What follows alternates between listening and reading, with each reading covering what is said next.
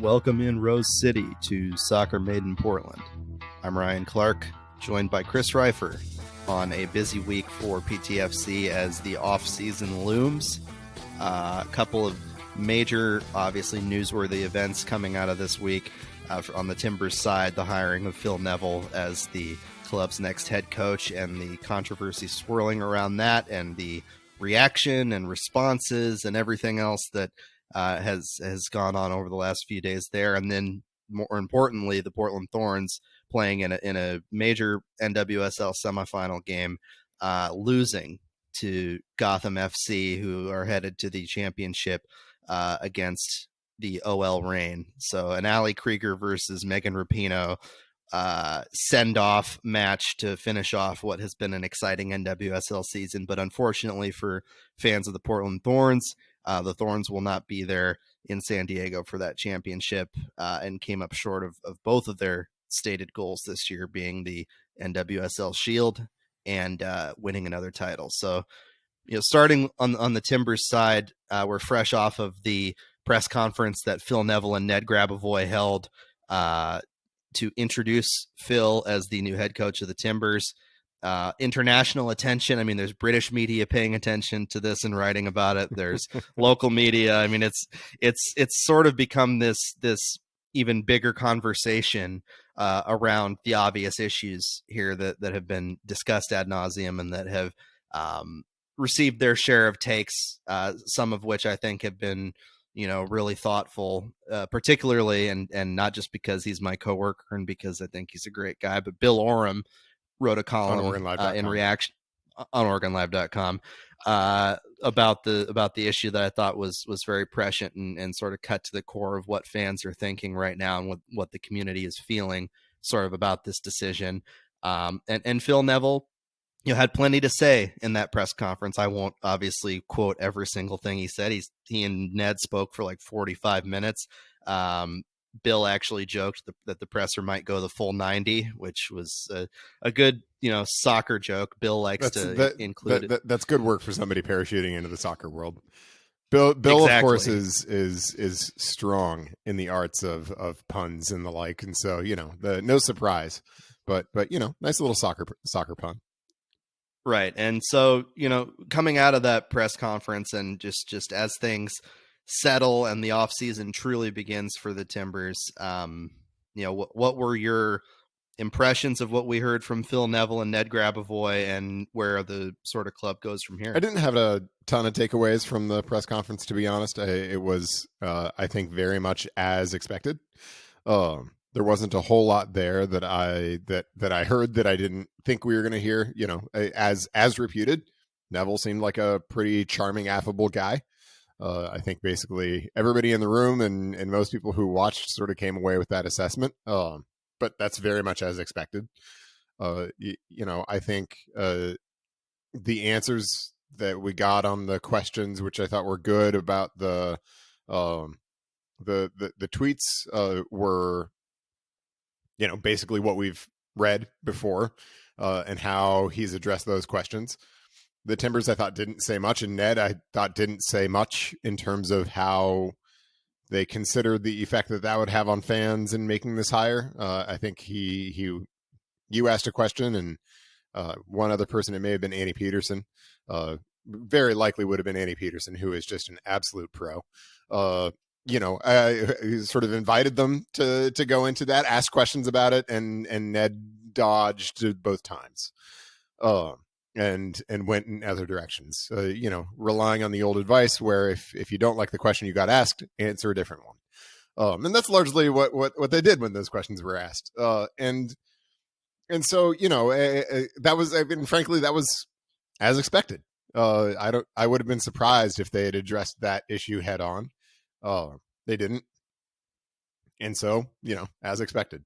I was a little bit surprised that Neville was so dismissive of his time at Inter Miami. He said on one hand that finishing 6th in 2022 was his greatest accomplishment as a coach or a player, which, I mean, seems like it might overstate the issue slightly. I don't know if that's the case. That wasn't a terrible roster that he had in Miami that year. They'd had real problems with Gonzalo Higuain, but in the second half of that season, and this is probably to Neville's credit, at least to some extent, he did get on track and was very good for them. They had a still in form and producing Alejandro Pozuelo. They brought in Gregor, I think, at that point. And so it was a solid roster. And they finished sixth in the East and then got absolutely smacked by NYCFC in the first round of the playoffs and had a 90-minute playoff experience. Which is a perfectly, I suppose, creditable thing, but I don't know about greatest accomplishment as a coach or player. Yeah, and the reason that he sort of pointed to that was the sanctions that Inter Miami received, which was the biggest in MLS history and obviously a big deal. But at the same time, like, it's an easy thing to point to, right? To say, oh, that's why, yeah, and he has asked Timbers fans to sort of judge him on his performance with this job because he feels like he's on more level footing now than he was in Miami, which I think is fair to a certain extent. Okay. But by that same token, like he had a chance, he had some resources in Miami. And if they felt like, he was the guy to carry them into the future, and maybe behind the scenes, Messi didn't have a preference in terms of who his coach would be, wink, wink, then, maybe things would be different and he'd still be there and he'd still be working with David Beckham, somebody who has a really long-standing relationship maybe with. But they're also in last place. And that tends to get coaches fired. Messi or Beckham notwithstanding. I do want to address the sanctions point because I think it's easy to make more of it than I think it should be. Yes, the sanctions that MLS imposed on Miami were both A, well-deserved, and B, genuinely limiting in terms of Miami's roster flexibility, I guess I should say. They lost a whole boatload of allocation money. They didn't lose all of it. They didn't lose the majority of it, but they lost a lot of it as a result of the sanctions from their really blatant cheating in their first year before Neville and Chris Henderson arrived in 2021. So, I acknowledge all of that. The bottom line, though, is that the sanctions that were imposed on Miami were no more limiting in their roster build than the sanctions that many teams self-impose by choosing not to spend, right? They were not more limited in building their roster than San Jose or Colorado or many other teams. I mean, my goodness, Orlando this year finished second in the East and looks like a team that is going to be a very difficult out in the MLS Cup playoffs, even though they have not 3, not 2, not 1, but 0 real DPs. They have not a single player over the TAM cap. That is a more significant self-imposed roster limitation than anything that Miami had to deal with while Phil Neville was there. And so, yes, it is true that there were roster issues in Miami. Yes, it is true that many of those things came from the sanctions that were imposed. But Miami also still had the 4th highest payroll in MLS in 2022. Come on. It wasn't he said it was impossible to win. It wasn't impossible to win. It may have been more challenging than it otherwise would have been. It may have been absolutely a disadvantage as compared to the teams who are maximizing their roster spend and who are maximizing their flexibility by pushing all of those resources into the table. I totally acknowledge that. But it was not impossible to win. And frankly, that line kind of got me a little bit because I mean, look, it's one thing if a coach is saying, yeah, there were limitations there, but we fought hard and I certainly learned some things. We'd hoped for a different result there, obviously, but I feel like I'm taking a lot of experience from that and lessons that I've learned from that into this exercise, into this project. That wasn't the message. It was just pay no mind to the man behind the curtain. Don't talk to me about 2021 or 2023. I'll talk about 2022. But no, we're not talking about 2021 or 2023. Come on. Like, it's just not credible, Yeah. and it doesn't show the kind of growth, frankly, that I think you would want to see from a guy who comes in without much of a track record of success. Right. I think that sort of indignation about past results and past actions is sort of a fit to the place that he is arriving in many ways. But additionally, I think that from a soccer standpoint, this is probably an even more limited situation than maybe he faced in Miami, just in terms of, the ability to spend on the roster and the willingness shown in the past to spend on the roster. I mean, look, the investment in Evander was tremendous. It was $10 million. It was a lot of money, and they've made major investments elsewhere. But, there are other glitzier places in MLS that are frankly spending orders of magnitude. He's not going to have the fourth highest payroll in MLS here. No, he's not. And he joked about, like, when Andy Peterson asked him about sort of his wish list for the roster, he joked, he's like, "Oh yeah, I want 3-4 DPs." He talked about it like that, in a obviously joking manner. But really, there's going to probably be like 2 major moves at the most, probably, from the Timbers this offseason. You would think, just given the state of their roster and the money that they have to spend. The first one being the attacking DP, which I think is more likely to happen than not. Whether it's a center forward or a winger, still remains to be seen, according to Ned. And then they talked about backline depth as well, and those are like the 2 quote unquote major moves. They still, goalkeeper as well, I would think, goes in there. Yeah. Goalkeeper, you would think, but it was not mentioned by Ned when he was asked, a couple of times. So that, I think that's interesting to note. There are other moves that are going to happen inevitably. Like, some guys are going to depart the club. Like, we could find out more about names like Sebastian Blanco, Luis Mabiala, and others in the next couple of weeks. And it's probably more likely than not that those guys would depart, just given, where the team is at and trying to sort of reset its roster.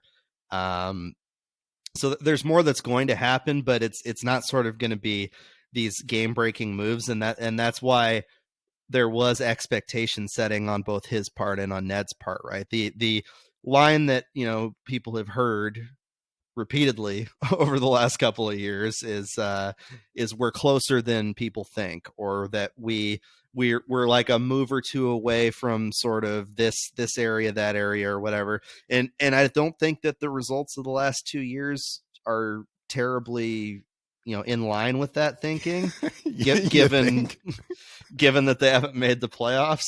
But that's sort of the expectation setting that's happening right now, right? Is that they think that the roster as currently constructed, it's like, oh, we just, what we need is just, instead of Gio Savarese, we need Phil Neville, and then maybe a couple of new guys, and then get rid of the old guys.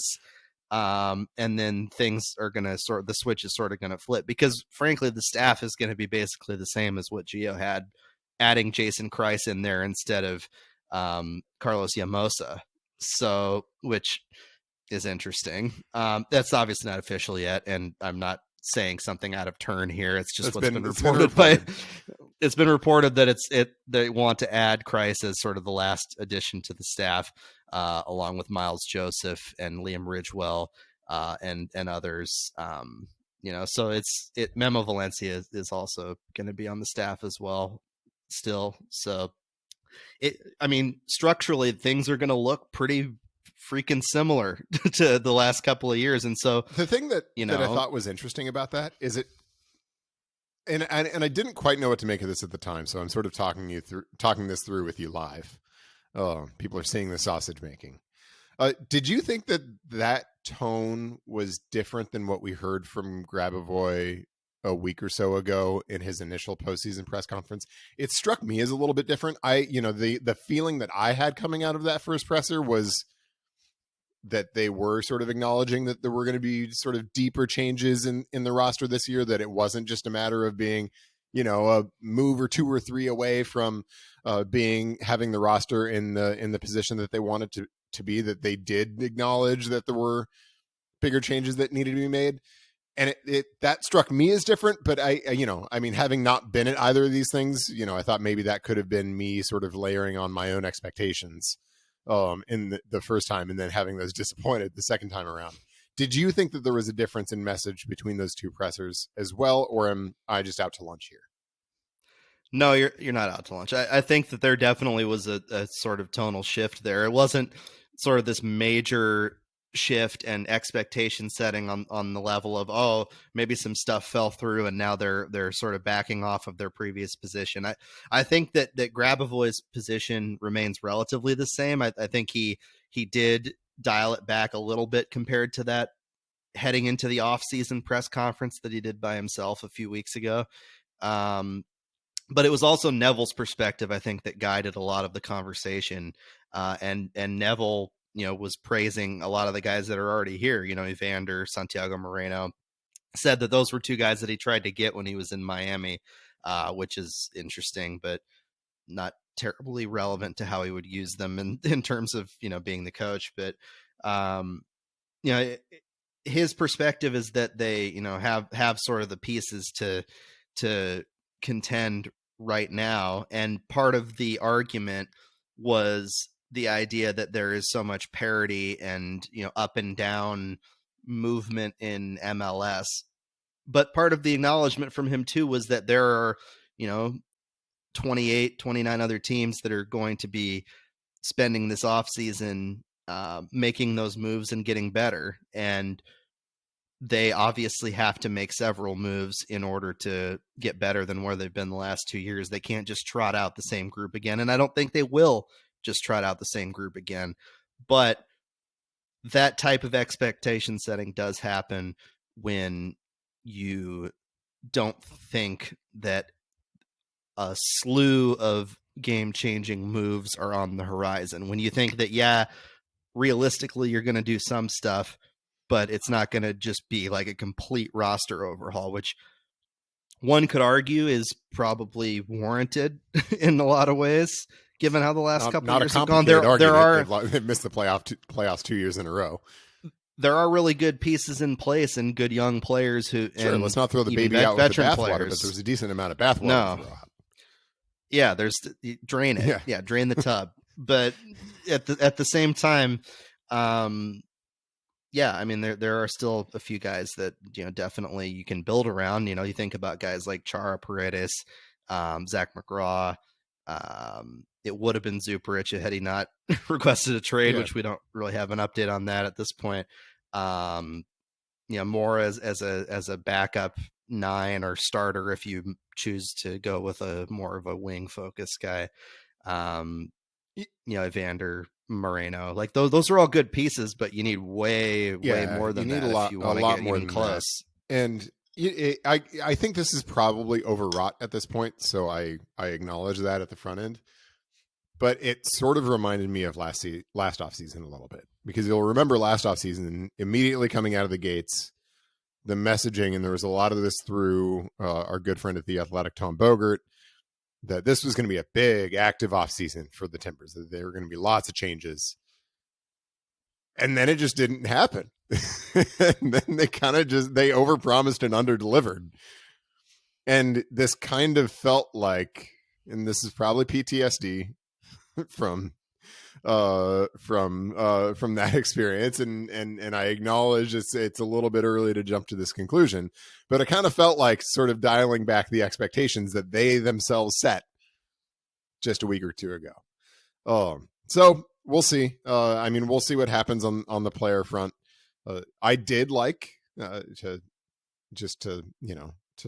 point out something that I did like to hear from Neville. Neville was really straightforward about the fact that he thought that getting this off-season activity done early so that they can have the team together was important, and was important to try to combat some of what we've seen from this team in the past, which is slow starts. And I think that's good. I mean, that's honestly, it's an issue that the Timbers have been battling for many, many years now, and they've always sort of dismissed it when they've been asked about it, and kind of just been like, that's not a thing. I was glad to hear Neville kind of say that. It's like, no, that's a thing. We need to get our team together so that we are ready to play in February. And that is what they need to do. Whether they're going to be able to do it or not, or whether they're going to make the choice, the moves that they need to make remains to be seen. But I did like that he was pretty upfront about that. Anything else from the presser that was worth noting? The only other thing, and I thought this was just like very much in the tradition of a central midfielder who fouls an attacking player, sort of knowing what they're doing and needing to disrupt the play. And then when they get called for the foul, looking incredulously at the referee, and acting completely innocent.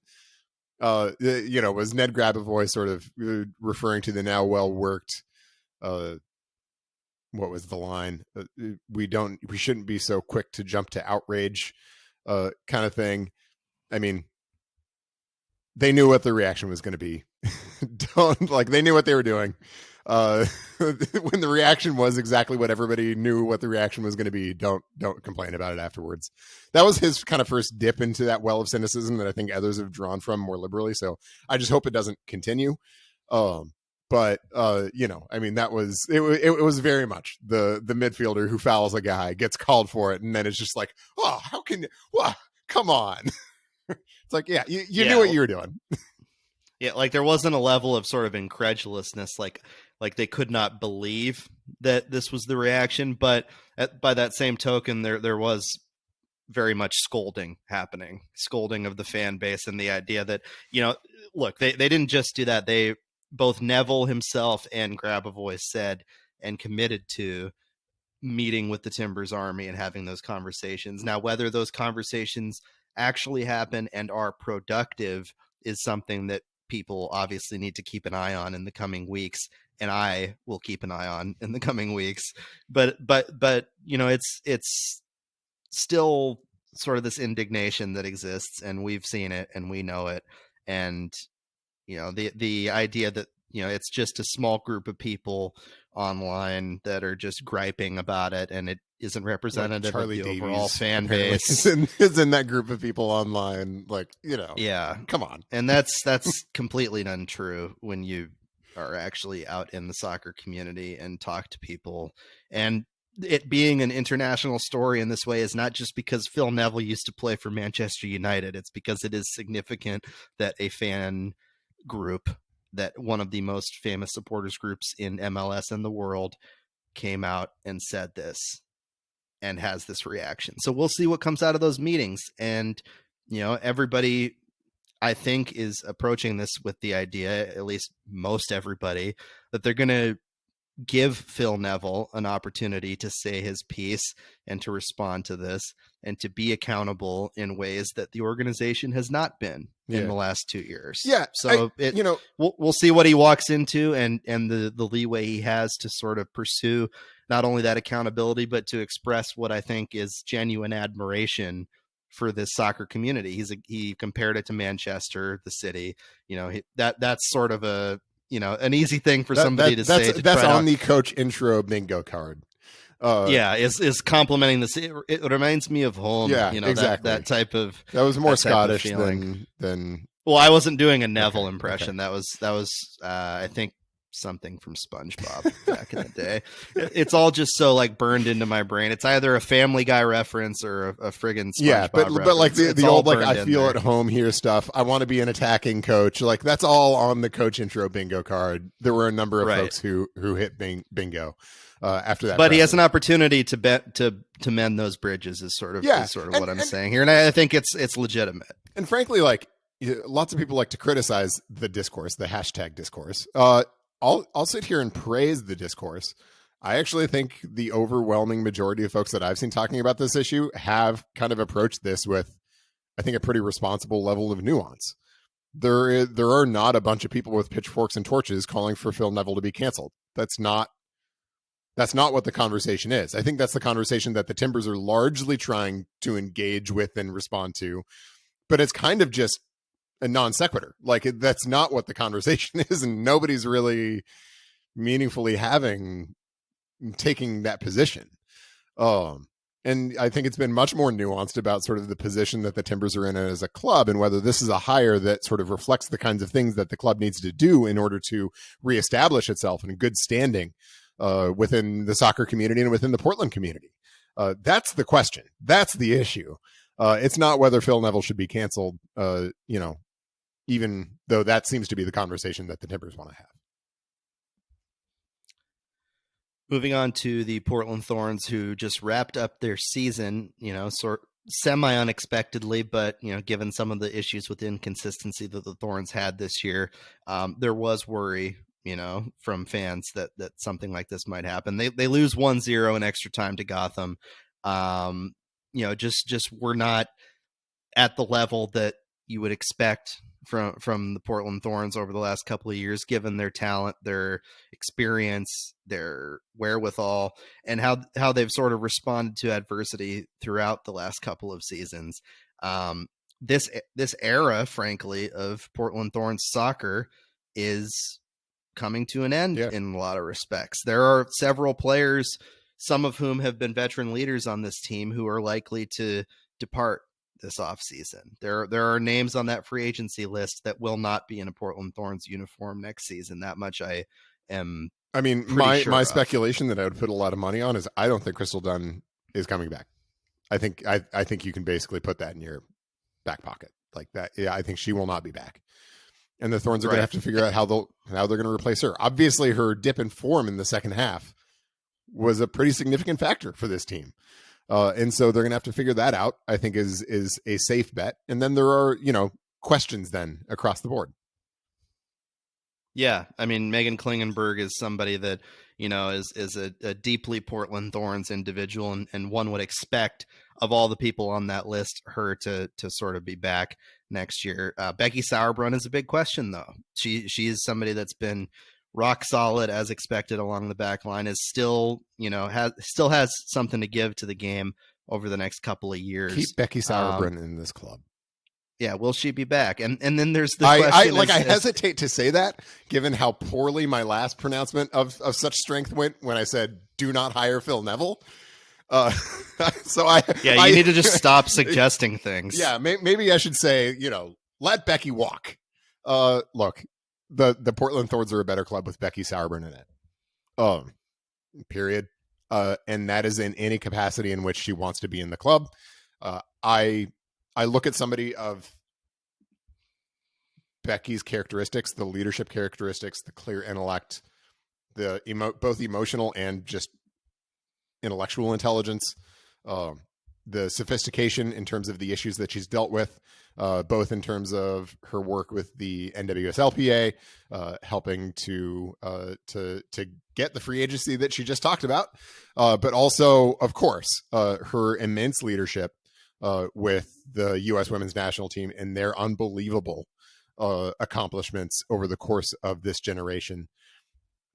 And you want Becky Sauerbrunn in this club for absolutely as long as you can have her, in whatever capacity she wants to be here.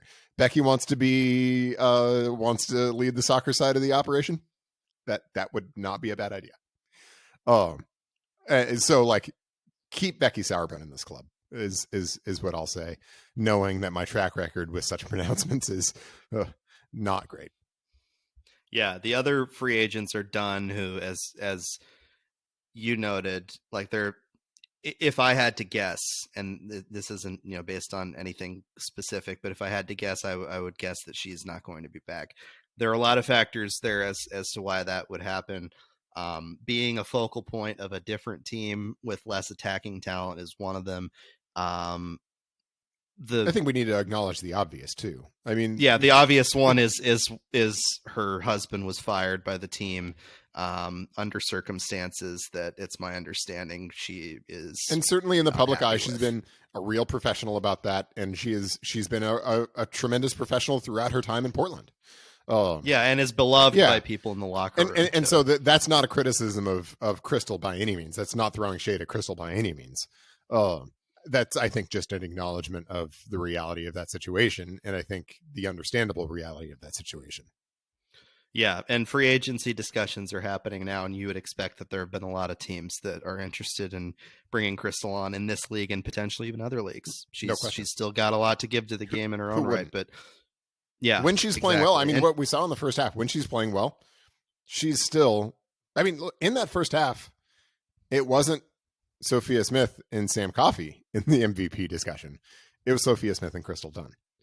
And then she nonsensically played left back at the World Cup because interesting decisions were made with the women's national team under Vlatko Andonovski. Promise of a brighter future ahead in that regard. Nonsensically played left back. That wasn't great. Came back not in great form. Who knows about health stuff as well. I mean, it's very common for folks to be carrying knocks and things like that that can affect their performance, but wasn't the same player.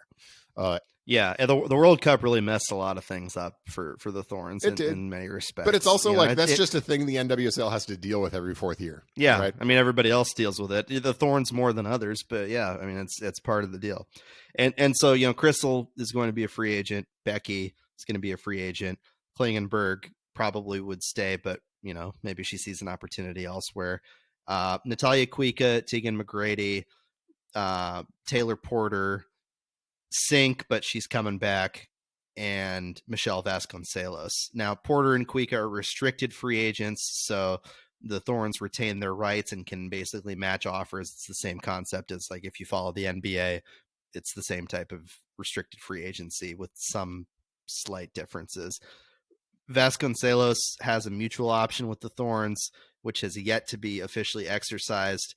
When it comes to that number 10 spot and sort of filling the gap where Dunn would likely depart, you would think that Olivia Moultrie would probably be the person that carries that torch into next year. And the biggest additional question for the offseason for the Thorns, as you have repeatedly brought up online and that we've discussed on this podcast, is the contract extension for Sophia Smith. And that is something that is the foundational, most important move that this club is probably ever going to make. It is the Death Star looming over the Thorns planet right now.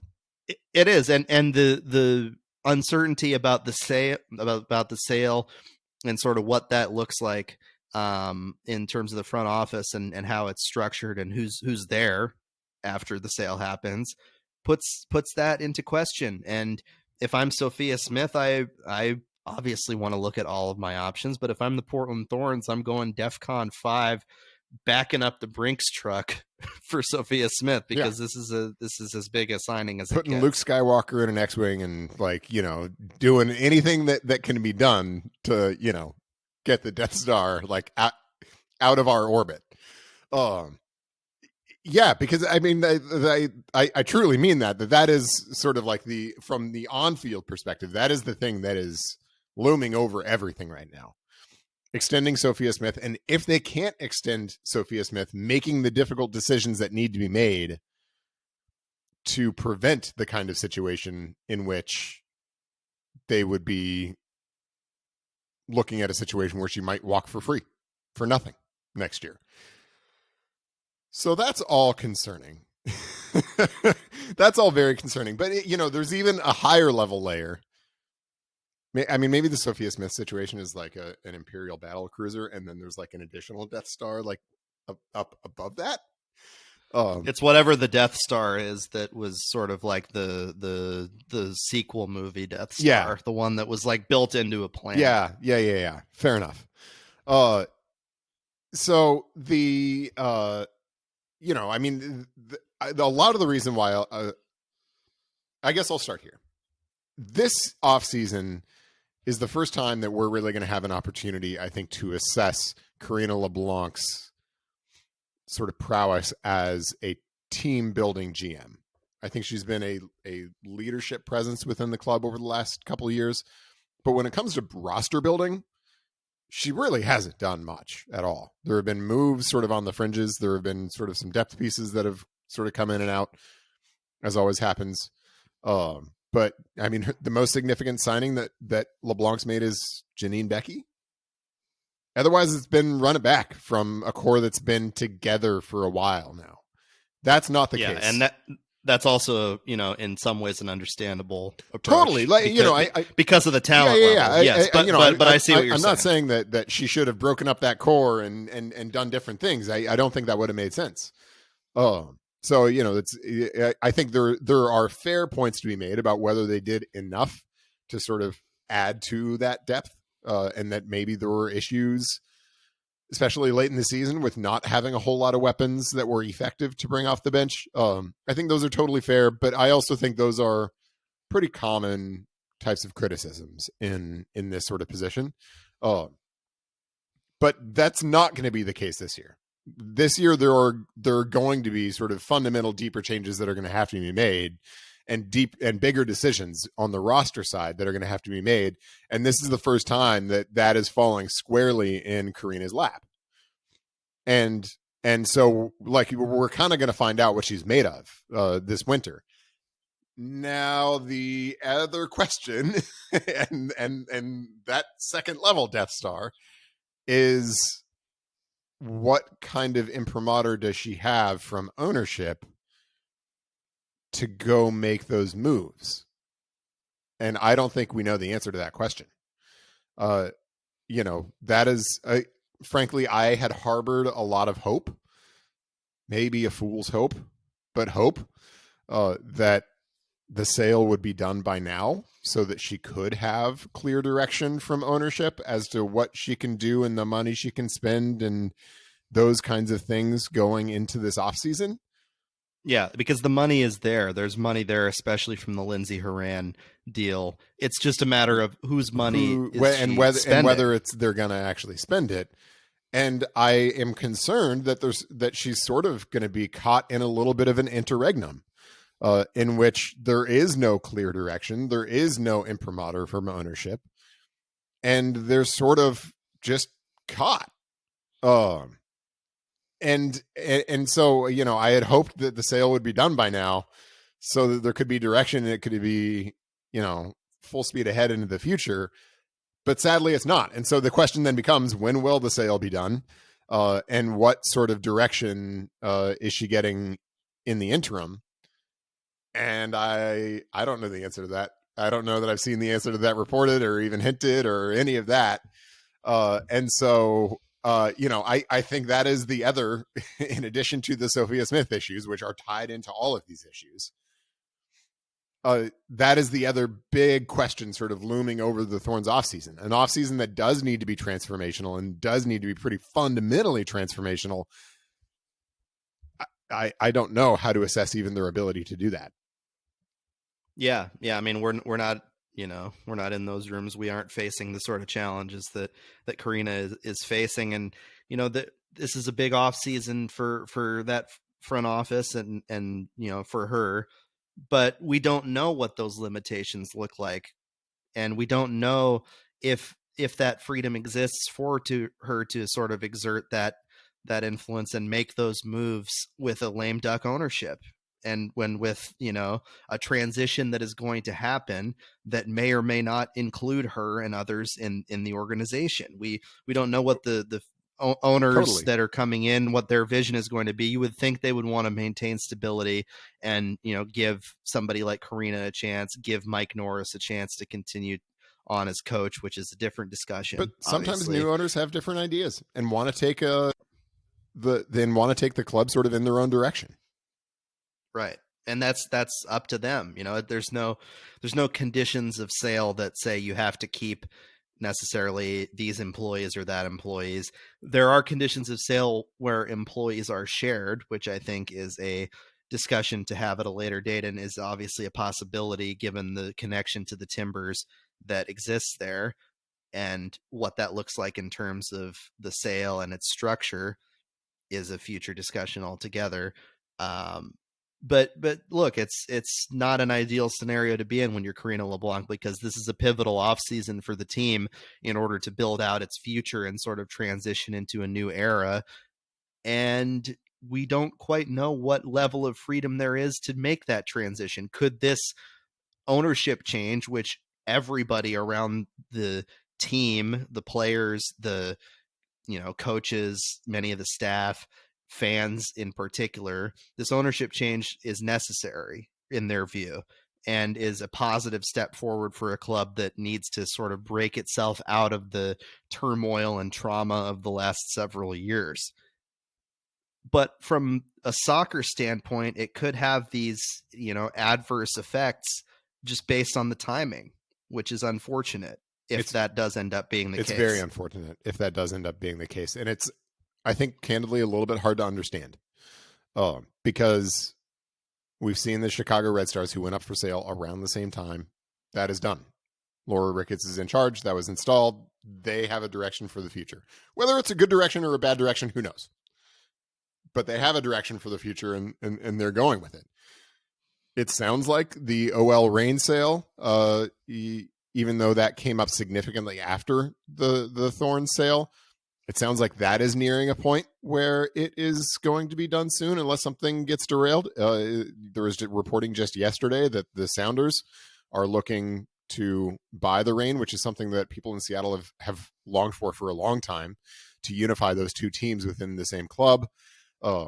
It sounds like that's a real possibility, and then it may be happening soon. We don't have any reporting like that on the Thorns. And so we are sort of left in a, other than done by the end of the year, maybe, that's sort of what we're left with. And frankly, if this is a December 31 close on this sale, the Thorns are going to be behind the 8 ball. In terms of being ready for 2024. And given all of the things that we've talked about. So, I mean, I think that is the concern. That is the question now for the offseason, and how the Thorns are going to navigate those things. And it's going to be hard for Karina LeBlanc. That's why I say, I mean, we're going to really find out what she's made of over the course of these next 3 or 4 months. Because it's a challenging situation with a lot of changes that need to be made that would be challenging under even the best of circumstances. And she finds herself in far from the best of circumstances. So I hope she does well. But this is her moment. She's up now. And, just as players get put in a big moment when they step up for a penalty kick, or they step up for a big free kick. This is Karina LeBlanc's moment. And we'll see how it goes. And she has stood in front of her fair share of those penalty kicks over the years. Certainly has made some amazing saves and been a beast in her own right. Certainly has on the field. Now she's got to do it off. Yep, and that's a big test for sure. And I think she's got the the wherewithal to make those type of decisions. It's just there are a lot of other people involved in things like that, and that's another thing that fans who follow any sports team on the outside may not sort of recognize, is the idea that, yes, the general manager is the person that guides the hand and makes a lot of the big decisions. But there are a lot of voices in those rooms, and there are a lot of things, unfortunately or fortunately, depending on the situation, that are out of a general manager's control. That sale and the process therein is one of them. Looking at this team and looking at sort of the structure of the roster and, the potential for losing a couple players to the expansion draft, which is coming up in a couple weeks, and then free agency and everything else. That's a much smaller Death Star out there. But there's going to be poaching happening. It's like a really talented roster. Yeah. And there are, I don't believe, any limitations in terms of the number of players that can be picked from an individual team. My understanding of the rules is that once one of your players is picked, you can add an additional protected player. And so it whittles it down, but you can still lose a couple of players. And if anybody is going to do that, lose multiple to expansion, it would probably be the Thorns, because there are some seriously talented, not only young players, but experienced players on this roster. This is, though, a moment where the Thorns having so many players entering free agency might actually help them. Huge W, because all of those players under this, under the rules of this expansion draft, are protected without having to use a protection slot. I mean, so all the players that we listed that are free agents, Crystal Dunn, Klingenberg, Sauerbrunn, and the like, are all protected without having to use, I believe it's the eight or nine spots. And So. you know, even if they weren't sort of formally protected, they would be de facto protected, right? Because as free agents, you can't sort of get rid of a player's free agency rights through the expansion draft. So if an expansion team was foolish enough to choose a player who is a free agent, that player could nullify that selection in essence by just being like, no, I do not want to. I don't want to sign with you. And then they could sign with anybody else. So as a practical matter, even if not as a formal matter, those players are not really among the pool who are likely to be selected. And so that does make it a little bit easier for the Thorns to navigate that. So, the Thorns aren't going to have to protect Christine Sinclair, even though she is almost certain to come back. They don't have to protect Becky Sauerbrunn, even though I think there are factors that could very well lead to her coming back, although it's not a certainty. And they don't have to protect Megan Klingenberg. I'm not sure they would anyway. But they those kinds of things make it a little bit easier. But yeah, it's a big question as to who the Thorns will lose and whether those will be damaging losses. I think when you look at the roster, it's probably pretty easy to come up with 9 that they would protect and be not devastated if they lost others. And so I'm not overly stressed, I guess I should say, about the expansion draft with the Thorns. I think in years past, they have been more exposed than they are this year. And this might be the moment where the little bit of the lack of depth that we saw at the end of the year might benefit them for this very narrow particular purpose. Yeah, running through the roster sort of in reverse alphabetical order. Weaver, protect. Sugita, Sophia Smith, Rocky Rodriguez. Probably not. Rocky's a maybe. Yeah, Moultrie definitely. Sort of was slow. Moultrie definitely. Coffee definitely. Coffee definitely. Probably Reyes definitely. Reyes, yeah, and then maybe D'Aquila as well, just given her youth and potential there. The ones that are on the fringe are people like D'Aquila, like Kelly Hubley, where they with Rocky Bella Bixby and Shelby Hogan after that last selection. I think they'll protect one of them to be sure. Which of the two, I think will be driven by their internal assessment of the future of the two. Right. So that, there are a couple of faces. Rocky would obviously be a really tough loss.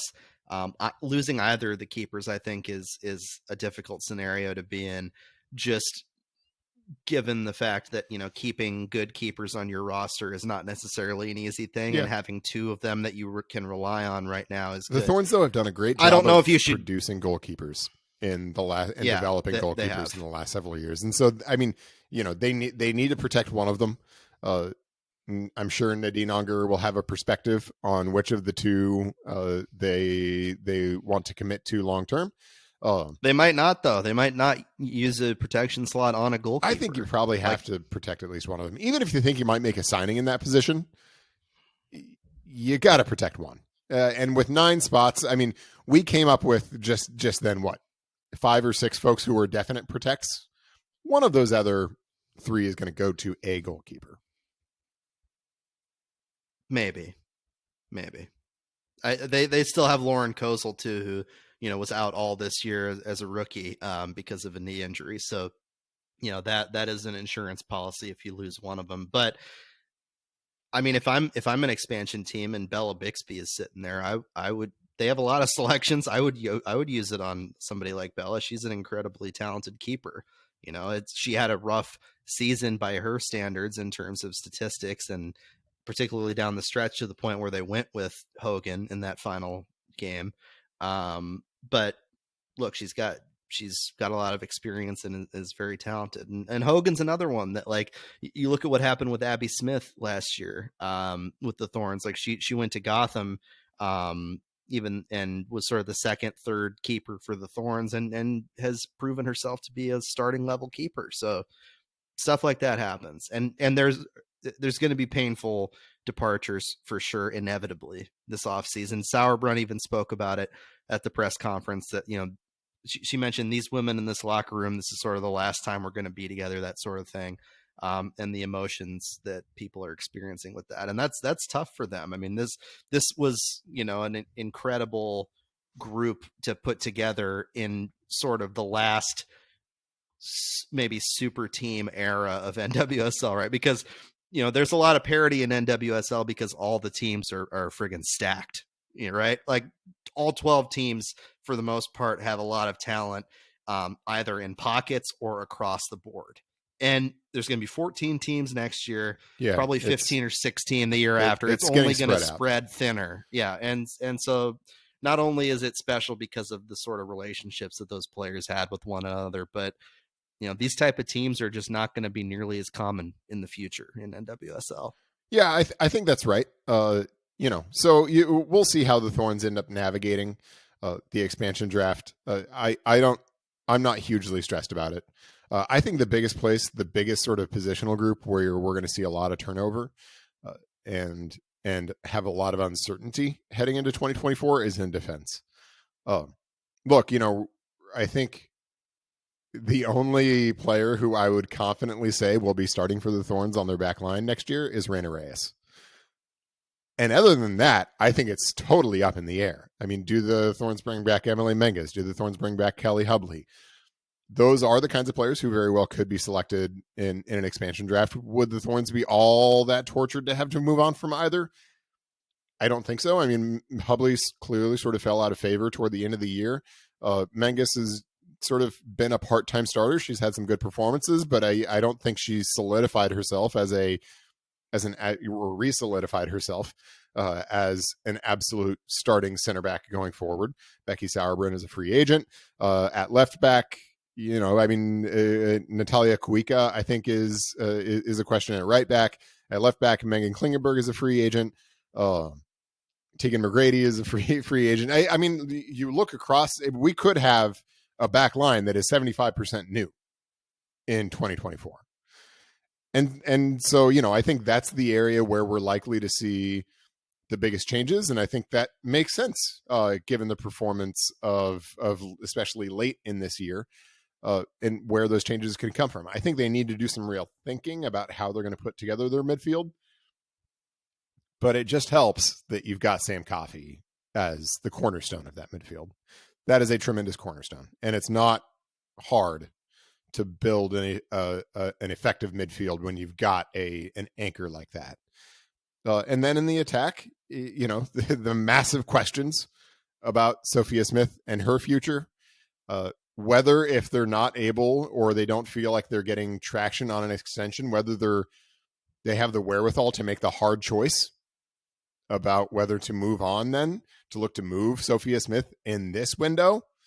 Obviously, plan A is an extension. But if plan A isn't possible or doesn't look like it's coming to fruition, what do you do? What is plan B?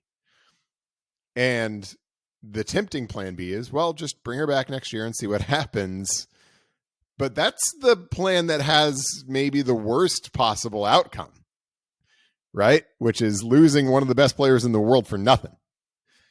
Yeah, and losing out on what would be an historic payday. A historic. And yes. The rule is phonetic. If essentially if the H is silent, Ann is correct. So it's an honor because you don't start with the sound. But any word that you start with the consonant sound, it's A. So a historic achievement, an honor. Go ahead. Duly noted. Thank you, sir. This has been grammar made in Portland. Yeah, look, it's pivotal. It's huge. It's all the things, all the superlatives that we've said. And I think they're keenly aware of that, right? It would be obviously a deeply unpopular move in Portland to transfer Sophia Smith to a different club. But it might be the right one if you're not going to be able to extend her and you can go out and you can get yourself a bag of assets, which you would get for Sophia Smith.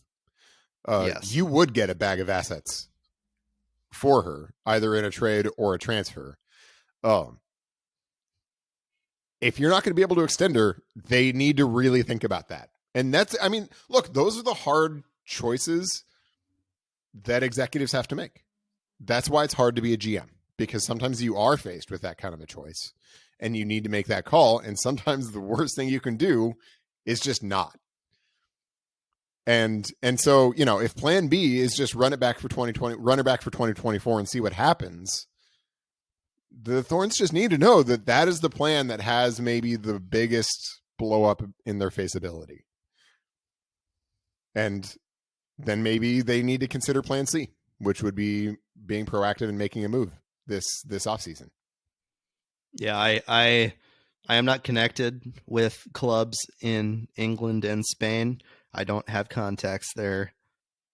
But there is very little doubt in my mind that clubs over there, and frankly in NWSL, are absolutely beep beep beep backing up the truck. Yeah. For Soph, and in particular, I think clubs in England which are seeing greater investment in their women's clubs to a point that and clubs in France too. They're bringing clubs in France. I mean, there's strong possibility across the board that they would, and maybe they already have made those sort of approaches to Soph's representation, because why wouldn't you? I mean, right? you don't think Michelle Kong's group in Lyon is looking at this? Of course they are. They obviously are. I've got good recommendations for restaurants in that town. I've heard Lyon's really nice. Oh yeah, it's like the culinary capital of the world, nice. essentially. So it's phenomenal. I visited there at the end of 2021. Nice. So that was like the tail end of COVID travel, where, you know, things were very weird and restrictive and kind of difficult, but also, you know, people were excited and back out into the world. So that was a fun time. But for the sake of Portland Thorns fans, they're hoping that there is no international trip on Sophia Smith's ledger come the end of next or season, domestic. Because that, or domestic for that matter. She's not allowed to leave is sort of their attitude with it. But you know, it's the big Q. It's the big question. I've said this before. She might be the most powerful person in Portland soccer right now. I think she is. I think she's got the most leverage and the most power and the most influence. If Soph wants to get something done here in Portland, she has the power to get something done here in Portland. If she wants to blaze a trail out of Portland, she's got the power to do that too. Blaze the trail. There have been some trails blazed out of Portland recently. There's some trail blazing going on. The Trailblazers lost last night to the Kings in overtime. But this is not a Trailblazers podcast. This is a soccer podcast. And so any additional thoughts on this Thorns off season as we head into it? Any additional reflections maybe on the season gone by? You know, I mean, everything is uncertain because of the ownership situation. Everything is uncertain. And there's a ton of pressure on Karina to navigate the club through this uncertainty and through what needs to be a transformational off season. But I mean, everything is uncertain based on when the sale happens, who's going to buy, all of those questions. And you know, that's not an optimal position to be when you're at a point where something clearly came to an end. You know, you've made multiple end of an era references. I have not once made a Taylor Swift joke to any of them. But I think that's right. Clearly this era did come to an end late in this season. And I think the loss to Gotham was disappointing, but in many respects not that surprising. Like, it was kind of the truth that we all knew, but nobody was willing to say. That this team that we've seen over the course of the last few months wasn't championship caliber. And that the era of excellence that the Thorns have had ended a few months ago. And so now they need to figure out what the next era is going to be. And that's a really hard task given all the uncertainty right now. I mean, we hope it would be lovely if we could come on this podcast next week and talk about the sale that was just completed. I don't necessarily expect that to be the case.